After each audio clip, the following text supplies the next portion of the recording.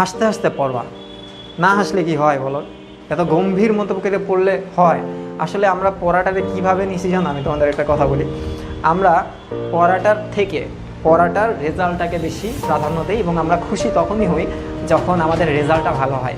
কিন্তু মনে রাখবা, আমাদের যাত্রাটা বা আমাদের জার্নিটা যদি ভালো রেজাল্ট পর্যন্ত হয়, তাহলে এই জার্নির রাস্তাটাও এনজয় করতে শেখো, তাহলে না অ্যাকচুয়াল হ্যাপিনেসটা তুমি পাবা। ওই যে কেউ একজন বলছিল, চিন্তা করো, ধরো তুমি একটা পাহাড়ে যেতে চাইতেছো, তুমি আলটিমেট হ্যাপিনেস পাবা কখন জানো? এটা আমাদের ধারণা যে পাহাড়ে উঠলে আমি পাহাড় থেকে যখন রাস্তা দেখবো বা উপরে নিচের দৃশ্য দেখবো, আলটিমেট হ্যাপিনেসটা তখন লাগবে, কিন্তু এটা ভুল। তাহলে না তুমি এবং হ্যাপিনেসের মধ্যে যে দূরত্বটা না, এটা অনেক বড় হয়ে যায়।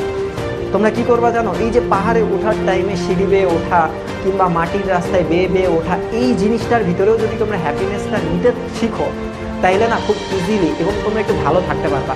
You can be a happy soul every time.